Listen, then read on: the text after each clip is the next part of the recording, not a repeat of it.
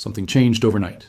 Not in the way headlines scream at you to generate clicks, not in the way social media traders frantically call every minor move a revolution, but in the way that matters to those who understand how monetary systems work, how debt cycles unfold, and how markets quietly shift before the crowd notices. Silver moved higher, significantly higher, and while that single data point might seem like just another fluctuation in a volatile market, what happened beneath that move tells a different story.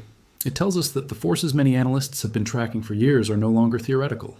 They're active, they're accelerating, and they're creating the exact conditions that historically precede major repricing in real assets. If you sold your position recently because the wait felt too long, because the price action frustrated you, because the noise convinced you nothing was happening, this video will be difficult to watch.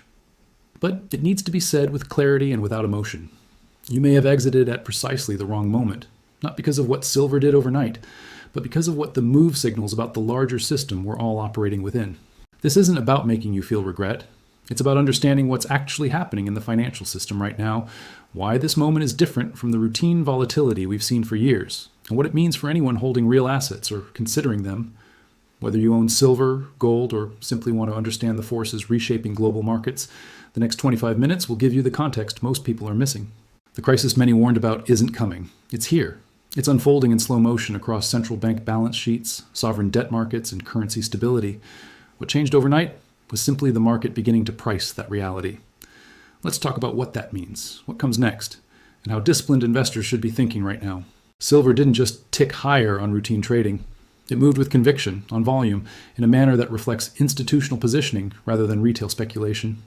When an asset moves overnight with strength, particularly in metals markets where large players dominate flow, it signals that informed capital is adjusting to new information or new certainty about existing conditions. The overnight session matters because it's when global markets digest information without the noise of retail participation.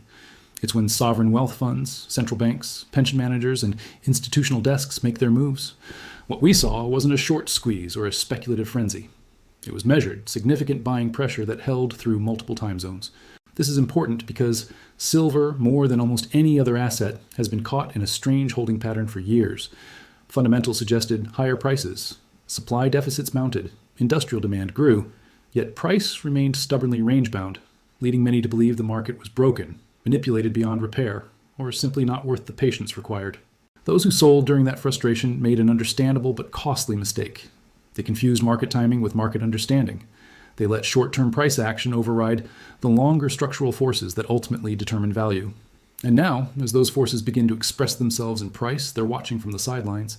What happened overnight wasn't the story, it was the signal. The story is what's happening in the global financial system, what central banks are doing with monetary policy, what governments are doing with deficit spending, and what all of that means for assets that sit outside the system's direct control. Silver moved because smart money recognizes that story is reaching a critical chapter. To understand why this moment matters, you need to understand the environment we're operating in. And that requires stepping back from daily price charts and looking at the forces that shape entire market cycles. Global debt has reached levels that would have been considered impossible a generation ago. Sovereign nations, corporations, and households are all carrying record debt loads simultaneously. This isn't a moral judgment, it's a mathematical reality. When debt grows faster than the economy's ability to service it, something eventually has to give. For years, central banks solved this problem with a simple tool: interest rates. Keep rates low, make debt cheap to service, allow the system to continue functioning. But that solution created its own problem. It encouraged more borrowing, inflated asset prices, and made the entire structure dependent on rates staying low forever. When inflation arrived, not the transitory kind that central banks predicted, but the persistent kind that erodes purchasing power month after month, they faced an impossible choice: raise rates to fight inflation and potentially collapse the debt structure, or keep rates low and watch currency values erode. They chose to raise rates, aggressively, faster than almost any tightening cycle in modern history. And for a while, it worked. Inflation cooled, markets stabilized. The system appeared resilient, but underneath, the pressure didn't disappear. It simply moved to different parts of the structure. Government deficits exploded as higher interest rates made debt servicing more expensive. Banking sectors faced stress as bond portfolios underwater forced balance sheet contortions. Currency markets began showing strain as capital flows shifted in response to rate differentials. The problems didn't get solved, they got redistributed. This is where we are now. Central banks are stuck. They can't raise rates much further without breaking something significant. But they can't cut aggressively without reigniting inflation and destroying currency confidence. They're trapped in what analysts call a monetary policy box, and that box is shrinking. What does this have to do with silver?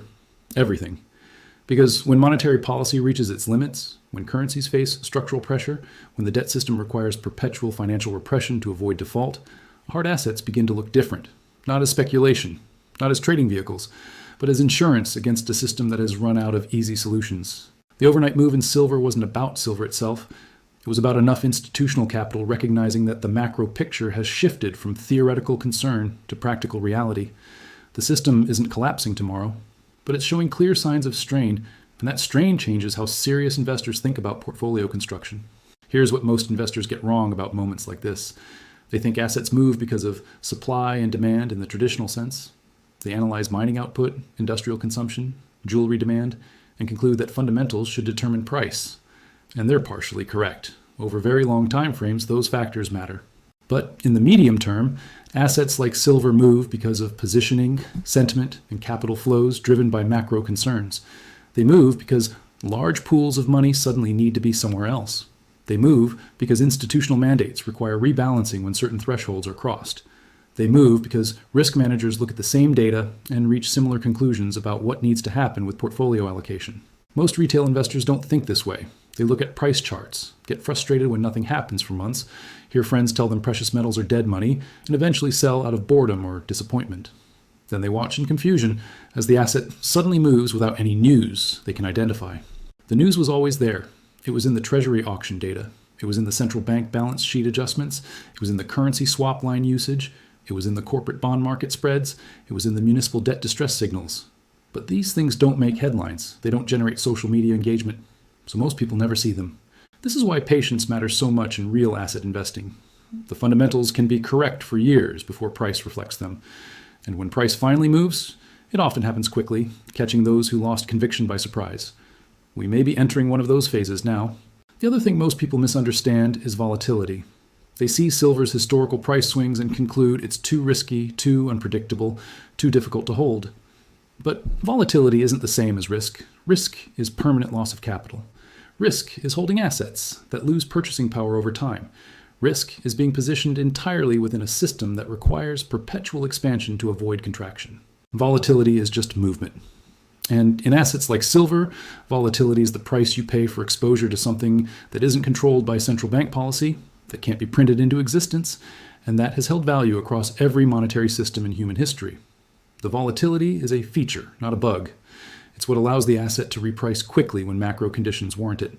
Those who sold because they couldn't handle the volatility didn't actually reduce their risk. They just exchanged one form of risk for another. They swapped the risk of price fluctuation for the risk of being entirely exposed to a monetary system under unprecedented strain. That's not risk management. That's risk ignorance. History doesn't repeat, but it rhymes. And the rhymes right now are getting louder. Let's look at what happens when monetary systems face the kind of pressure we're seeing today. In the 1970s, when inflation persisted despite multiple attempts to control it, when confidence in currency stability eroded, when debt levels relative to GDP started climbing into uncomfortable territory, real assets performed extraordinarily well. Gold went from $35 to over $800. Silver went from under $2 to $50.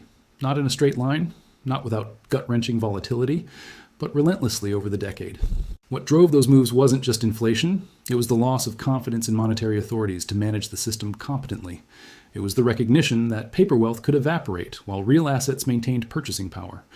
It was institutional and sovereign buyers deciding they needed tangible stores of value in their portfolios. In the early 2000s, after years of technology bubble excess, after corporate accounting scandals, after central banks responded to every downturn by cutting rates and expanding money supply, gold began a decade-long bull market. Again, not smoothly. There were corrections of 20 and 30%, but the underlying trend was unmistakable because the underlying drivers were consistent. In 2008, when the financial system nearly collapsed, gold initially sold off with everything else as investors liquidated whatever they could to raise cash. But within months, it was making new highs. Silver followed, eventually reaching $50 by 2011. Why? Because the central bank response to the crisis involved unprecedented balance sheet expansion, zero interest rates, and the clear message that financial repression would be policy for years to come. We're in a similar environment now, but with key differences that make it potentially more significant. Debt levels are higher, central bank balance sheets are larger, political willingness to implement austerity is lower, currency competition is increasing with digital alternatives, and geopolitical fragmentation. The room for traditional policy maneuvers is more constrained than any of those previous periods. When markets operate in this kind of environment, real assets don't move on a schedule. They don't move because technical indicators say so. They move when enough capital decides the risk-reward of staying fully invested in financial assets has shifted. And that decision happens gradually, then suddenly. The overnight move in silver might be the suddenly part beginning, or it might be a false start before more ranging. Nobody can say with certainty. But what history tells us is that when these moves do begin in earnest, they tend to persist for years, confounding those who wait for perfect entry points, and rewarding those who maintain exposure through volatility. The pattern is consistent across different eras: consolidation during monetary stability, breakouts when confidence cracks, and multi-year trends once the move establishes itself. We've had over a decade of consolidation. The question isn't whether silver will eventually reprice higher. The question is whether enough people will recognize the shift before it's fully priced in. If you've held silver through the frustrating years, through the sideways price action, through the endless conversations about manipulation and market dysfunction, this moment requires a specific mindset. Not excitement, not vindication, but careful, disciplined thinking about what comes next. First, understand that one strong move doesn't make a trend. Markets can surge and then consolidate for months. What matters is whether the underlying conditions that drove the move remain in place, and right now those conditions aren't just intact, they're intensifying. Debt continues to grow. Central banks remain constrained. Currency pressure builds. Deficits expand. The macro picture that supports higher real asset prices hasn't changed. It's strengthened. This means patience remains critical. If you've held this long, the worst thing you can do is become emotionally reactive now that price is moving. Don't check your portfolio every hour. Don't let short-term fluctuations drive decision-making. Don't suddenly decide to trade in and out trying to catch swings. That's how long-term holders become short-term casualties. Your advantage as someone who held through the difficult period is that you have a position. You don't need to decide whether to buy at current prices. You don't need to time an entry. You're already positioned for what may be a significant repricing. The question is whether you'll let that position work or whether you'll sabotage it by trying to optimize every move. Consider what your original thesis was. If it was that monetary policy would eventually create conditions favorable for real assets, that thesis is playing out. If it was that silver was undervalued relative to industrial demand and monetary metals, those fundamentals haven't changed. If it was portfolio insurance against system instability, the need for that insurance has increased, not decreased. This doesn't mean hold blindly regardless of what happens. It means maintain the same discipline that got you here. Have clear parameters for what would invalidate your thesis. Actual deflation with falling money supply would be one. Genuine fiscal restraint with declining deficits would be another. A technological breakthrough that eliminates industrial silver demand would be a third. But none of those things are happening. What is happening is volatility. There will be days or weeks where silver gives back gains. There will be news cycles that claim the move is over. There will be analysts declaring tops and crashes. All of that is noise. The signal is the macro picture. And the macro picture says real assets should be worth more in a world of currency instability than they are today. For those holding, this is a time for calm conviction, not emotional reaction. You made the difficult decision to position yourself counter to mainstream thinking. Now comes the harder part, staying positioned while everyone else notices and creates volatility in the process. If you're watching this without a position in silver or real assets generally, you're facing a different question, not whether to hold through volatility, but whether to establish a position at prices higher than they were months ago. This requires honest self-assessment about your motivations and your understanding. First, be clear about why you're considering this now. If it's because price moved and you're experiencing fear of missing out, that's the wrong reason. If it's because headlines suddenly made silver seem exciting, that's the wrong reason. If it's because you want to make quick gains on momentum, that's definitely the wrong reason. The right reason to consider silver or any real asset now is because you understand the macro environment, you recognize the structural pressures in the monetary system, and you want exposure to something that benefits from currency instability and debt expansion.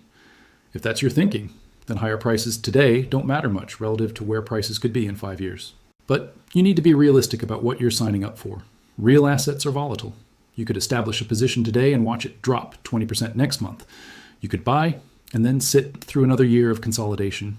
You could experience all the frustration that long-term holders have already endured. Are you prepared for that emotionally and financially? If the answer is no, if you need this capital in the near term, if you can't tolerate drawdowns, then don't enter. Wait, save, build knowledge, prepare yourself mentally, because the worst thing you can do is buy at the start of what might be a major move, panic during the first correction, and sell at a loss. That pattern has destroyed more wealth than any market crash.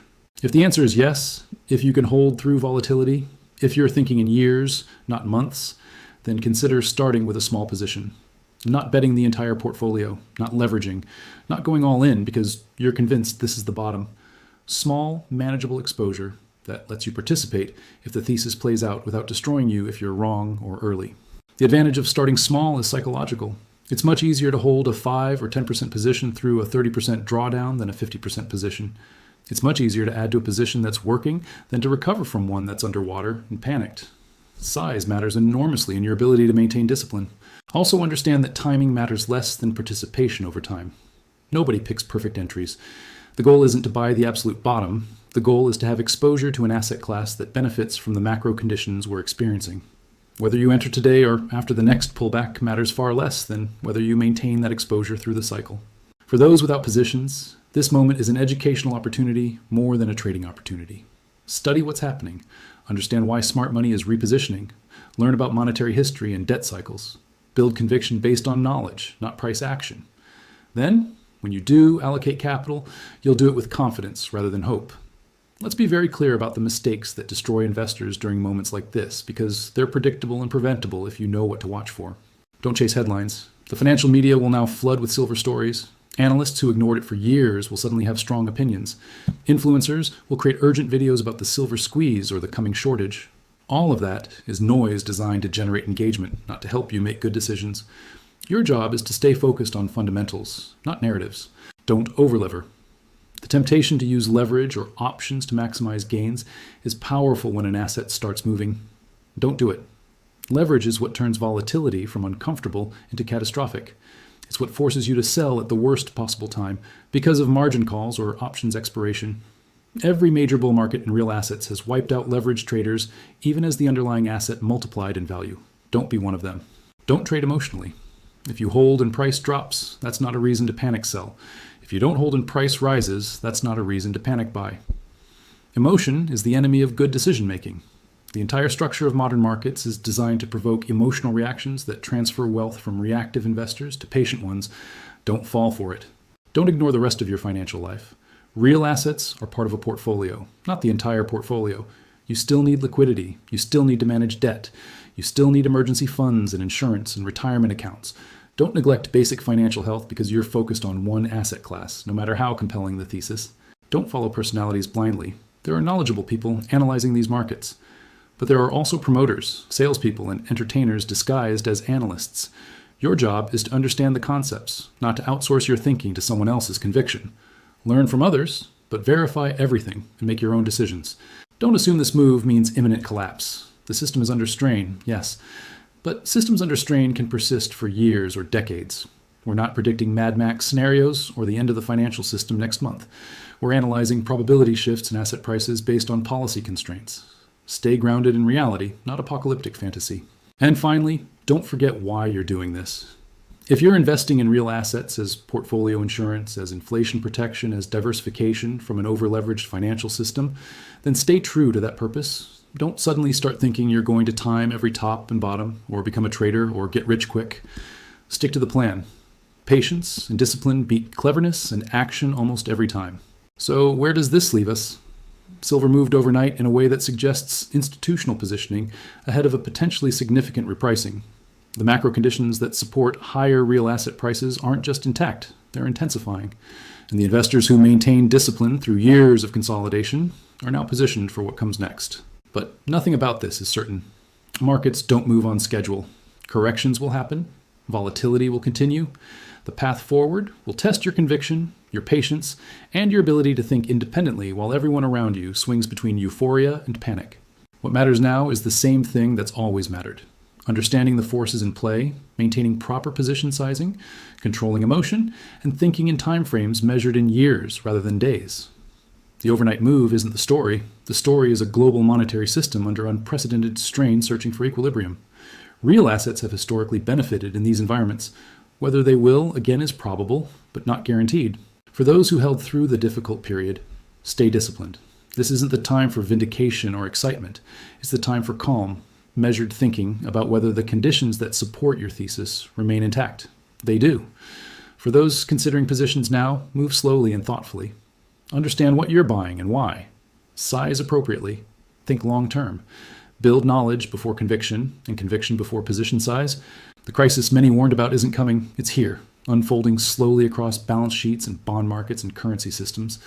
What changed overnight was simply the market beginning to notice. Stay informed, stay disciplined, and understand that in moments like this, patience is worth more than cleverness, conviction is worth more than timing, and understanding is worth more than action.